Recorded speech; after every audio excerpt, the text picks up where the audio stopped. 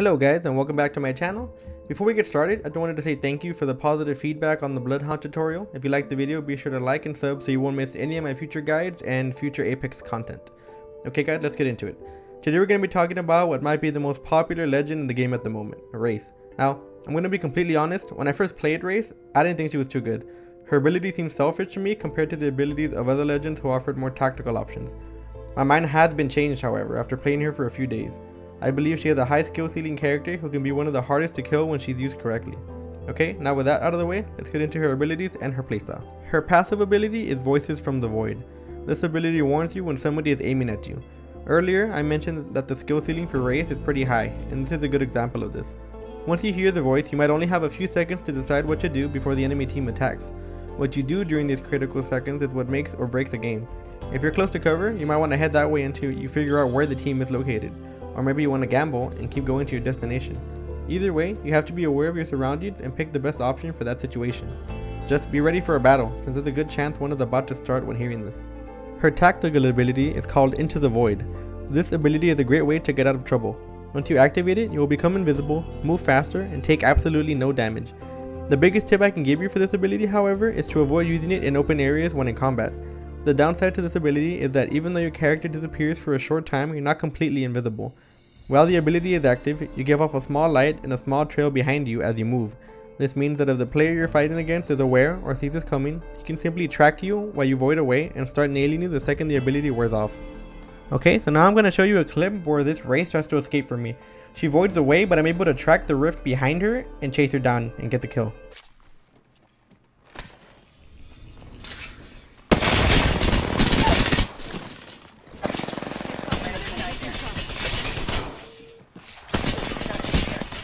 Melee him, you piece of shit.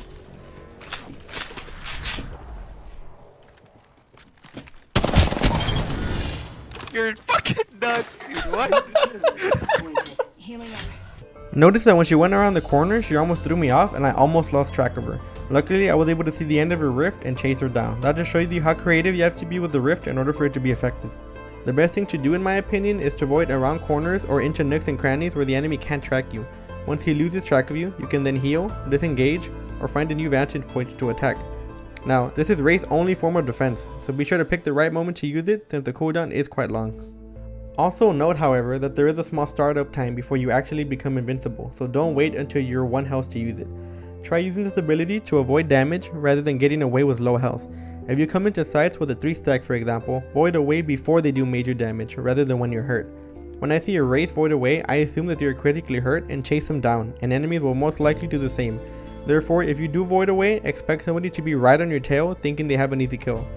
Now, this is also a good option to avoid other legends ults like Gibraltar's mortars, Bangalore's care packages, or caustic gas. You usually have a small amount of time to escape before the ults actually hit, so be sure to use it only when you're not getting out of range in time. This ability is not only for defense, however.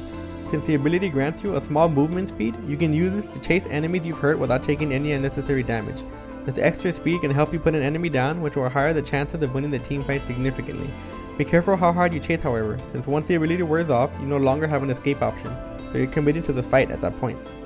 Okay guys, now we're going to talk about her ult, which is called Dimensional Rift. Now at first, I thought this ult was useless. Wraith opens the portal where she stands, she gets a small movement buff where she can run and place the exit of the portal somewhere else. The portal can be used both ways, so each dimension can be an exit or an entrance. This ult does charge relatively fast, so don't hoard out on it. After a few days of playing, however, I have found significant ways to make it effective, especially during combat.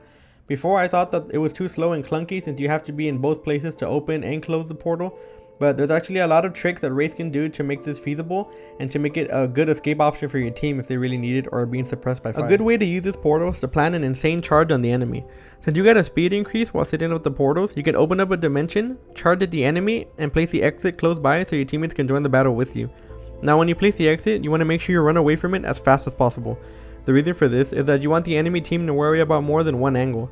They're going to have to worry about you running in one direction and your teammates that are going to be coming out of the portal soon. This can also catch the enemy off guard if you place the portal behind cover. They're going to think it's only you charging at them and will be caught off guard when your team suddenly appears out of nowhere. Now, be sure to time this correctly, however. While it is a portal, it's not instantaneous. There's a small delay from when they enter the portal and when they exit. This isn't too big of a deal, but sometimes the valuable seconds can be the difference between winning and losing a team fight. The portal can also come in handy when your team is being trapped behind a certain cover by enemy gunfire. An advanced tactic that not a lot of people know about is that while you're ulting and setting up the portals, you can actually use your tactical ability and become invisible during. If you're trapped behind cover, you can set up a portal, turn invisible so you can run out of cover and set the exit somewhere safe. If you play this correctly, the enemy team might not even know that your team moved. They might even push up thinking you're still there, and you could ambush them from a completely different angle. Be wary, however, like I mentioned earlier, you're not completely invisible, so if the enemy team is keen enough, they might notice you going for the tactic. Okay, now I'm going to show you guys an example where me and my team were trapped in a house by another team across the river. Now the bad thing is that the zone went to their area, so we were going to have to cross the river in order to get into the zone. Luckily, I was able to use this tactic with my portal to be able to get my team across the river without the other team noticing. Okay. Yeah, we do need to cross. Hold on, here. Okay.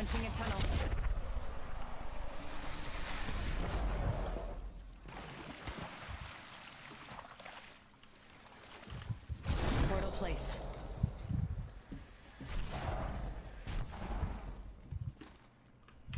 Now, to be honest, the enemy team was hitting some shots that game, so I think that my invisibility gave me the option to just stay out of their line of sight in order for me to get to the house without them noticing. Another advanced tactic that is not well known is that down teammates can actually go through the portal. If a teammate goes down in a spot where reviving them might be too risky, you can set up a portal and get him out of there so he can be revived safely. If you use the technique I mentioned earlier and go invisible, the enemy team might not even notice that you got him out of the area and try to push you, giving you the option to counterattack. In conclusion, Wraith is a great slaying character who takes a good amount of time to master. Once you learn how and when to use her abilities, you'll become one of the hardest legends to take down in Apex. Her kit revolves around aggressive and fast gameplay to get the most out of her abilities. Be sure to have a team that moves fast and can apply a lot of pressure so you can make your flanking plays. So okay guys, that's about it. That is my race guide. I hope you guys got something out of it, and I hope I can make your race even better.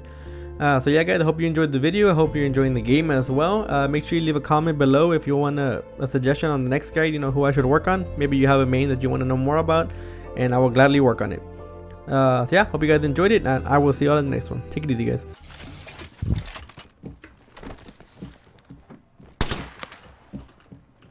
Oh, by me. Oh, she's one shot.